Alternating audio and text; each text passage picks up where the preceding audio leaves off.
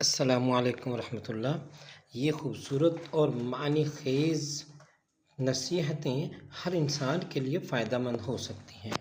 Number 1، گھر کو محض ہوٹل نہ بنائیں۔ گھر میں صرف کھانے پینے اور آرام کرنے کی جگہ نہ ہو، بلکہ یہ ایک ایسی جگہ ہو جہاں محبت اور سکون کا احساس ہو۔ خاندان کے لیے وقت نکالیں۔ بیوی، بچوں اور ہر بچے کے لیے الگ الگ وقت مختص کریں۔ ان کے ساتھ بات چیت کریں، نماز پڑھیں، ہنسیں، حوصلہ افزائی کریں، ان کے دن کے بارے میں پوچھیں اور ان کے ساتھ خوشیاں بانٹیں۔ بیوی کو ملکہ کی طرح برتیں۔ بیوی کو سب سے زیادہ توجہ، محبت، حفاظت، وفاداری اور خلوص دیں۔ روزانہ اس سے بات کریں، اس کے دن کے بارے میں پوچھیں، صحت کے بارے میں خیال رکھیں۔ باہر سے واپس آتے وقت فون پر پوچھیں کہ اسے کچھ چاہیے تو نہیں۔ اس سے آپ کا رشتہ مضبوط ہوگا۔ گھر میں سکون سے رہیں۔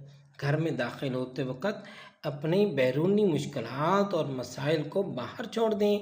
بچوں پر چیخنے چلانے اور بلا وجہ سزا دینے سے بھی گریز کریں۔ گھر میں نظام بنائیں۔ بیوی کے ساتھ مل کر ایک روحانی اور اصولوں پر مبنی نظام چلائیں جس کی پوری فیملی پیروی کرے۔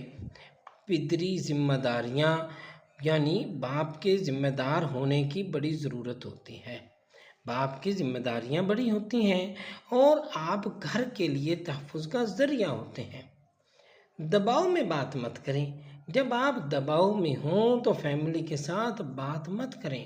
وہ آپ کا سہارا ہے اور ان کو بھی سکھائیں کہ وہ اپنے مسائل آپ سے شیئر کریں۔